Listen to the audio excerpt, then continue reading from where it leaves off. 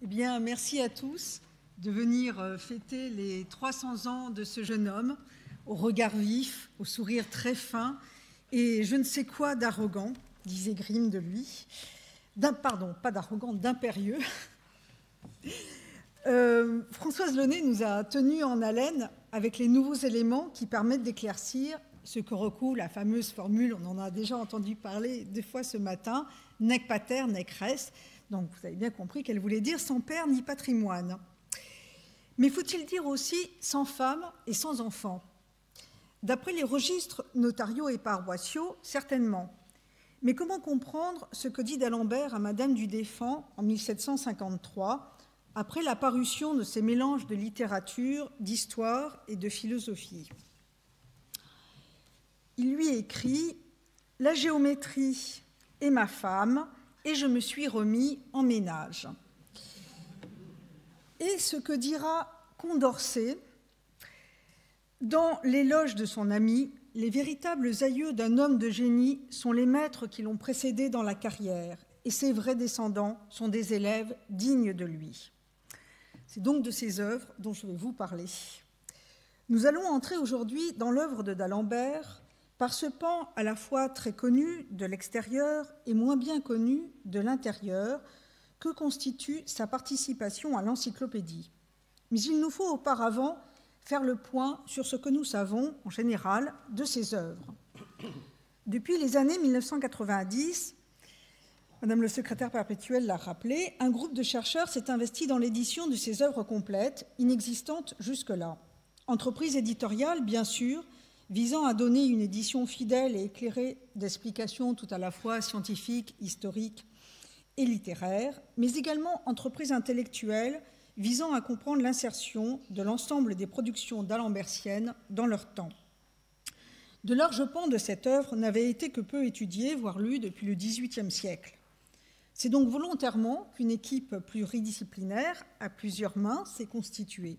Historiens des mathématiques, bien sûr, ainsi que de l'astronomie et de la mécanique, puisque nombre de résultats mathématiques de d'Alembert s'expriment dans ces domaines de mathématiques mixtes, il en sera question cet après-midi, mais aussi historiens de la grammaire et de la philosophie, puisque le souci de la langue, et en particulier de la langue des sciences, est partout présent dans son œuvre.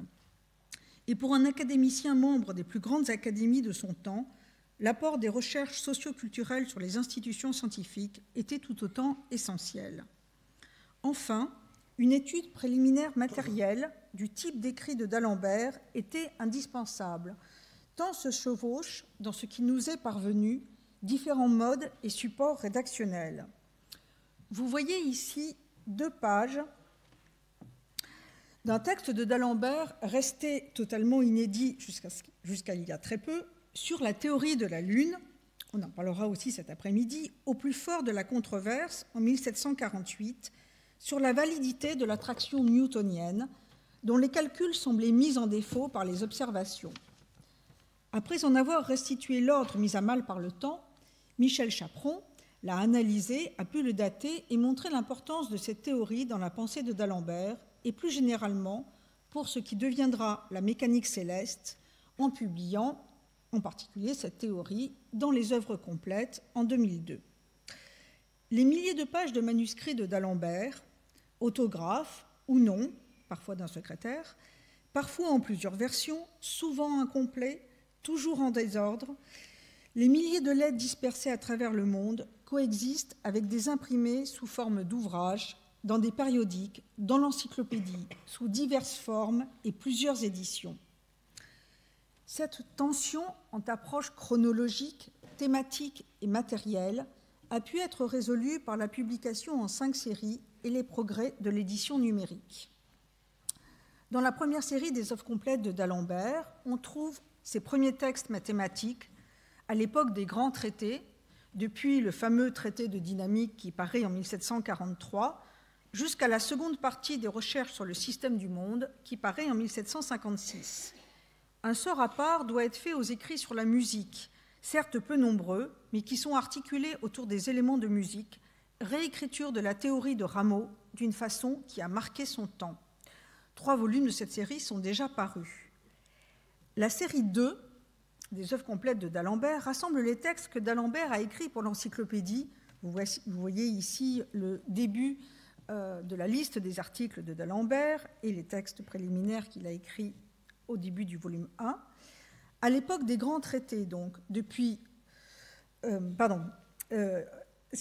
publié donc ces textes dans l'encyclopédie entre 1751 et 1765.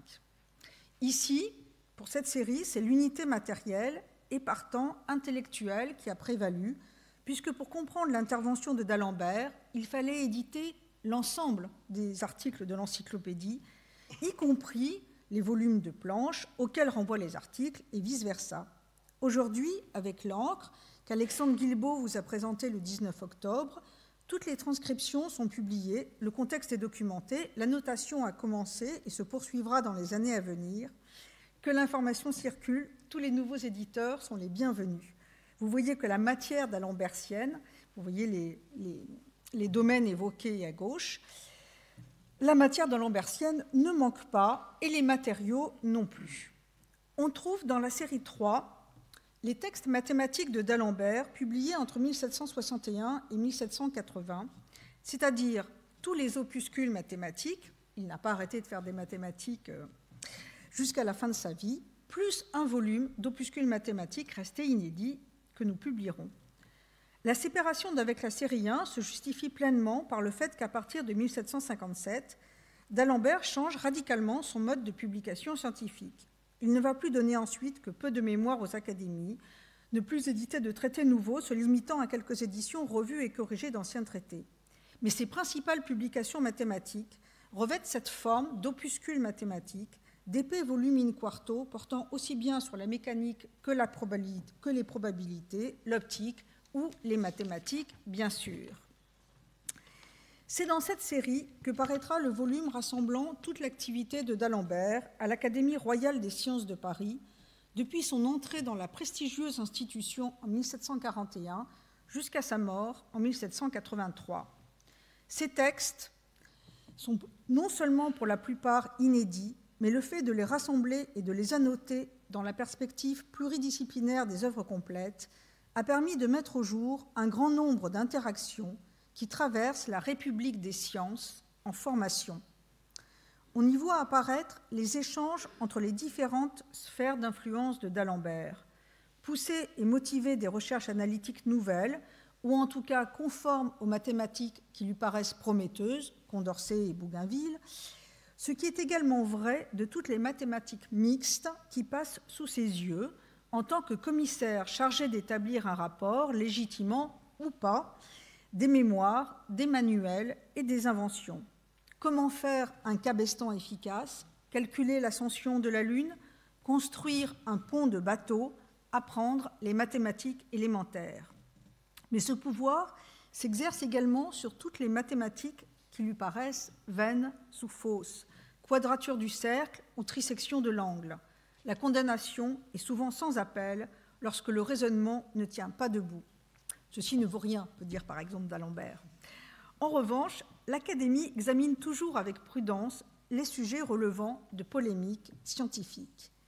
Et d'Alembert le premier, qui ne cesse d'opposer l'examen raisonné d'ensemble d'expériences et de calculs à l'esprit de système. Il écrit « L'esprit de système est dans la physique, ce que la métaphysique est dans la géométrie. S'il est quelquefois nécessaire pour nous mettre sur le chemin de la vérité, il est presque toujours incapable de nous y conduire par lui-même. » Et inversement, cela ne l'empêche pas de dénoncer aussi l'esprit de calcul outré, comme dans l'article fluide de l'encyclopédie. Cette autre façon d'approcher et de représenter la vérité de la nature est à l'œuvre lorsque d'Alembert écrit un long article sur la figure de la Terre dans l'encyclopédie, contenant le fameux « savoir et douter », décliné tout au long de son œuvre et ailleurs dans l'encyclopédie. Survolons la fin de cet article pour apercevoir l'intense et nouvelle intrication entre les activités académiques et la diffusion des savoirs via les encyclopédies et dictionnaires. Le dernier paragraphe de cet article Figure de la Terre décline en effet une bibliographie qui fait écho aux 2 séances hebdomadaires de l'Académie des sciences où se lisent et se jugent mémoires et observations. Tous les ouvrages cités par d'Alembert, que vous voyez ici, dans son volume publié en 1756, sont très récents, il suffit de parcourir les dates, et transmettent le contenu des meilleures mémoires publiées par l'Académie. Il n'y a quasiment que des académiciens. Inversement, la publication des textes des rapports effectués par les académiciens suit de près l'actualité mathématique, voire l'anticipe. Vous voyez ici un rapport de d'Alembert de 1742. L'encre est un peu pâle.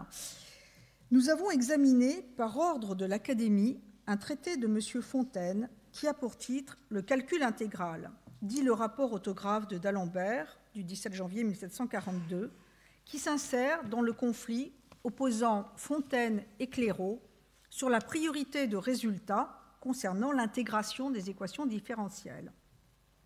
D'Alembert loue, à juste titre, la qualité des résultats de ce long mémoire de Fontaine, qui suit une voie algébrique plutôt que géométrique, à l'image des méthodes utilisées par d'Alembert à partir de 1745, comme vous en verrez, d'Alembert et d'autres, comme vous en verrez de nombreux et lumineux exemples cet après-midi. Ce rapport est intéressant à plus d'un titre, en particulier parce qu'il est le premier rapport de d'Alembert portant sur un texte important de mathématiques réalisé avec l'abbé Degois de Malves, dont Françoise a parlé tout à l'heure, et qui a contresigné ce rapport, par d'Alembert, à peine entré à l'Académie comme adjoint astronome en 1741, et que ce rapport va probablement contribuer à la promotion de Fontaine comme pensionnaire 4 mois plus tard et à l'intérêt porté par d'Alembert aux méthodes algébriques. Mais vous pouvez également y voir une des premières traces conservées de la signature de d'Alembert, en bas à droite, qui ne porte alors ce nom, Françoise l'a expliqué, d'Alembert que depuis quelques années, 1739 à peu près. D'Alembert avec un D majuscule ou minuscule, l'utilisation de la double graphie, D majuscule ou minuscule, est toujours l'occasion de rappeler ce à quoi d'Alembert tenait, à savoir qu'il se fit un nom grâce à ses talents et non grâce à sa naissance, un nom donc, un nom de postérité où subsistait une certaine fantaisie. Ce leitmotiv qui fonde l'exigence de dignité des philosophes, dont a parlé Elisabeth Badinter, on le lit par exemple dans l'épître dédicatoire au marquis Lomellini, en tête des recherches sur la précession des équinoxes en 1749. D'Alembert écrit à Lomellini « Ce n'est point à votre naissance que je rends hommage, ce serait mettre vos ancêtres à votre place et oublier que j'écris à un philosophe. » Des lettres, des vraies lettres au marquis Lomellini ayant voyagé par les chemins poussiéreux ou boueux de Paris ou de l'Europe, nous n'en avons pas retrouvé. Mais je ne parlerai ici ni de la série 4 des œuvres complètes de d'Alembert, où l'on trouve les mélanges, qui ont si bien œuvré à sa reconnaissance littéraire en 1753, ni de la série 5 de la correspondance, dont 2 volumes sont déjà parus, dont l'inventaire analytique, et qui entame à peine ces gros morceaux que sont sa correspondance avec Voltaire et avec Frédéric II et la correspondance de Lagrange, qui était si chère au cœur de Jean-Pierre Cahane, dont nous rappelons ici la mémoire. Car il est temps maintenant de parler du passage de la traduction de l'encyclopédie newtonienne de Chambers à l'organisation, de ce passage donc, à l'organisation physico-mathématique de d'Alembert dans l'encyclopédie. Ce n'est en effet pas le philosophe animant le salon du Madame du Deffand de ses traits d'esprit que les libraires ont engagé. En août 1747, lorsque le breton David Durand et Briasson, dont vous voyez le nom ici sur le prospectus de l'encyclopédie, donc lorsque les libraires rompent leur engagement avec l'abbé Degois, l'académicien dont vous avez vu la signature, pour ce qui n'était encore qu'une traduction de la Cyclopédia d'Ephraim Chambers, ils engagent comme éditeurs en titre d'Alembert et Diderot. Si Diderot n'est encore admiré ou jugé dangereux que dans un cercle restreint, d'Alembert a déjà son nom, publié dans l'Almanach royal depuis 1742, et il peut se prévaloir de la publication chez David de 2 importants ouvrages physico-mathématiques, le traité de dynamique et le traité de l'équilibre et du mouvement des fluides, nous en avons parlé. bien que nec pater nec res, comme l'avait vilipendé le jésuite Toloma, c'est-à-dire comme étant son père ni fortune, d'Alembert est dès 1741 bien introduit dans le milieu académique, et plus encore à partir de 1746, où d'un mouvement fortement impulsé par Maupertuis, nous en avons déjà parlé, il obtient le prix et le statut d'associé de l'Académie de Berlin. Le par M. d'Alembert de l'Académie royale des sciences de Paris et de l'Académie royale de Berlin du prospectus que vous avez sous les yeux, diffusé en novembre 1750, a donc tout son sens. Avant même que d'accepter la codirection de la future encyclopédie et de passer contrat avec les libraires, Diderot et d'Alembert étaient déjà engagés dans la traduction de la Cyclopédia de Chambers, dont vous voyez ici la page de titre du premier des 2 volumes. Devenu éditeur, quant à la partie mathématique pour d'Alembert, le travail prend une toute autre ampleur que décrivent le prospectus, le discours préliminaire des 2 éditeurs du tome 1, Diderot dans l'article encyclopédie et d'Alembert dans l'article dictionnaire.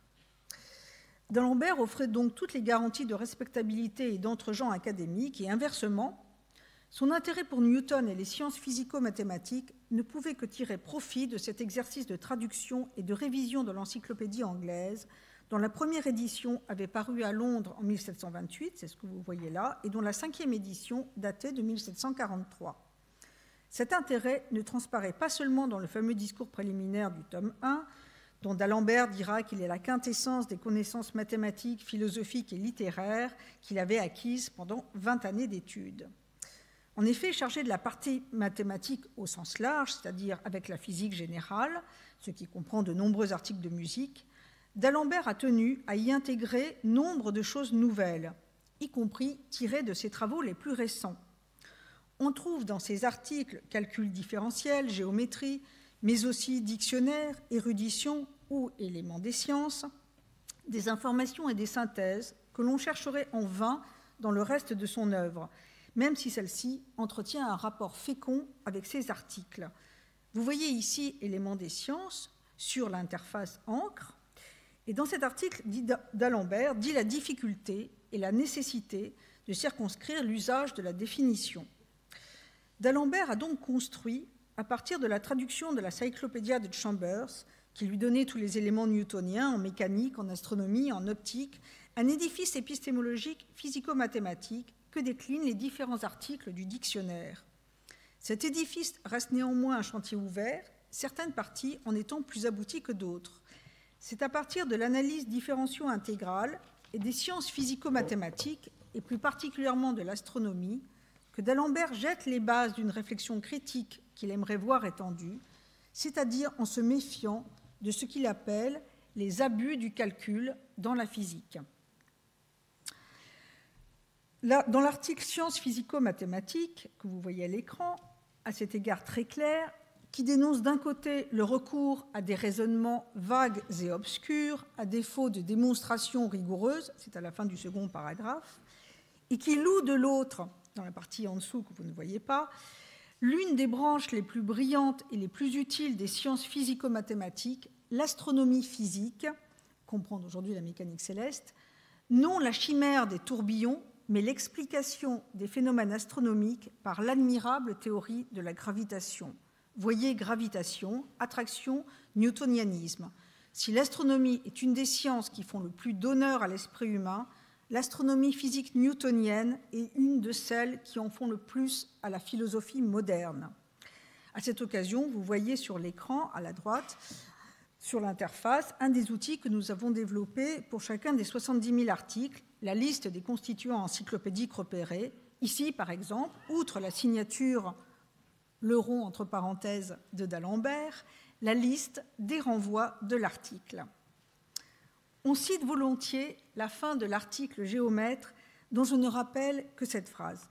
Il me reste peu, on parlera davantage, je pense, cet après-midi.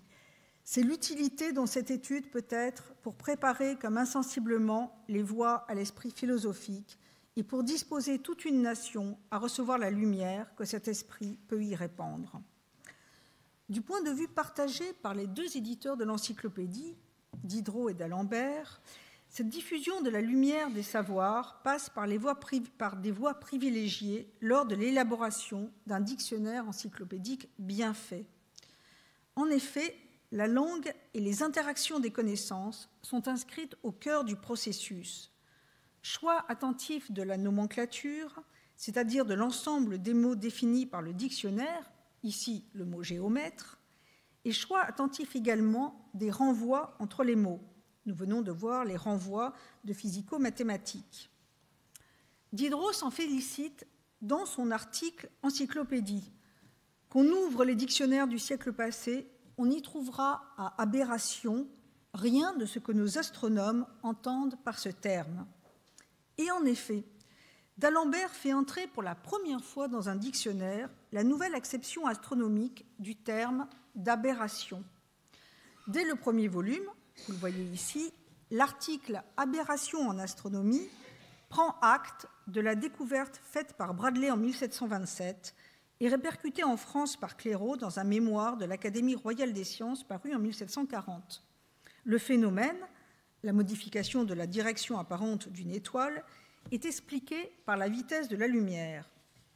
Cette signification du terme aberration est entièrement différente du sens optique et conditionne une découverte fondamentale. Voltaire, informé par Clairaut, y faisait allusion dans ses éléments de la philosophie de Newton, paru en 1738, mais il s'agit ici de la première apparition dans un dictionnaire de ce terme astronomique, car la Cyclopédia, même dans son édition de 1741, n'en souffle les mots. Cette attention à l'exactitude scientifique des mots de la langue, par opposition à une approche superficielle des connaissances, nous la trouvons à nouveau sous la plume de Diderot, toujours dans l'article « Encyclopédie », qui s'insurge contre ceux qui ignorent que les scientifiques, également membres de l'Académie française, permettent de rectifier les définitions de termes courants comme midi. Et de fait, on peut suivre la rectification de la définition du terme midi dans le dictionnaire de l'Académie française. Dans l'édition de 1740, l'Académie écrit midi, le milieu du jour, le point qui partage le jour également entre le soleil levant et le soleil couchant.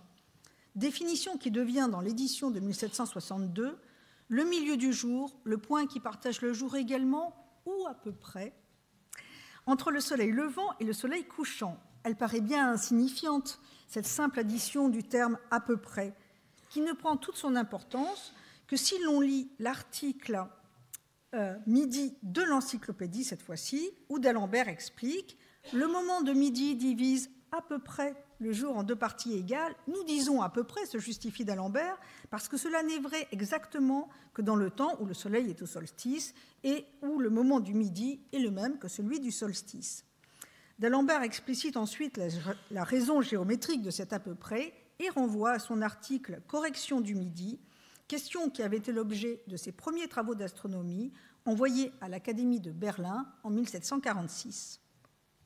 On voit ici, sur ce qui pourrait apparaître à la première lecture comme des points de détail, que l'épistémologie d'Alembertienne irrigue toute sa conception des définitions exactes. Mais plus encore peut-être que cet examen rigoureux appliqué par le mathématicien à la langue des sciences, ou parallèlement en tout cas, c'est l'exercice de l'esprit critique du philosophe qui a frappé tous ses lecteurs. Et je commencerai par citer l'avertissement du tome 3, qui répond avec ironie aux critiques des pères jésuites, à savoir que l'on trouvera dans l'encyclopédie, ce que vous voyez en haut, des articles pour les philosophes et non pour les pères de l'Église. Et après avoir listé ce qui est sauté ici, ce que l'on ne trouvera pas dans l'encyclopédie ou que l'on trouvera uniquement pour servir à l'histoire des idées et des sciences, d'Alembert conclut « Parce que l'encyclopédie doit tout au talent et rien au titre, et qu'elle est l'histoire de l'esprit humain et non de la vanité des hommes. » Excite toutes les petites histoires de princes, d'évêques, etc. Au mérite plutôt qu'à la naissance, tout est dit ici, et on l'a dit mieux que moi, avant moi, à ce pupitre. Et pour discerner les mérites, l'encyclopédie va proposer de nombreuses pistes.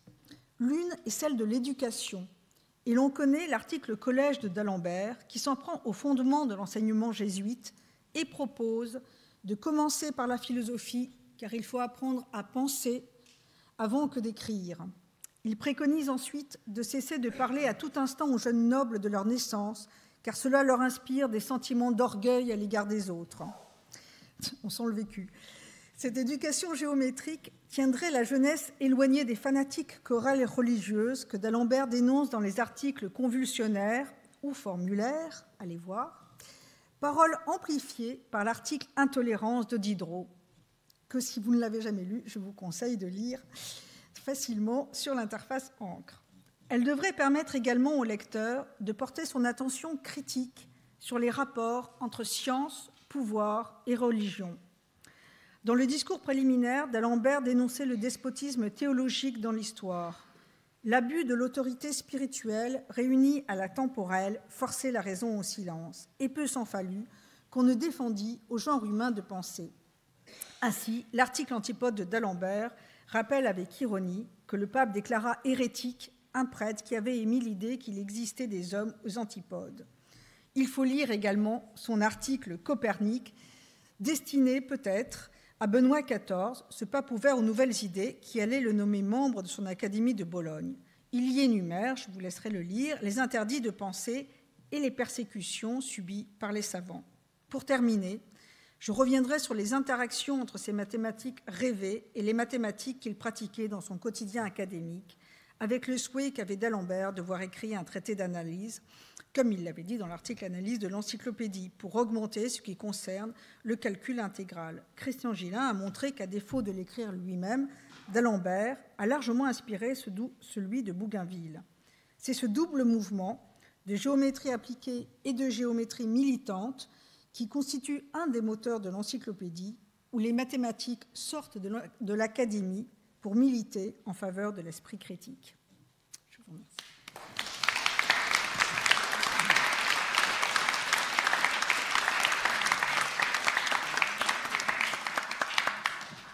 Merci beaucoup aussi pour ce très bel exposé. On peut prendre 2 minutes pour des questions.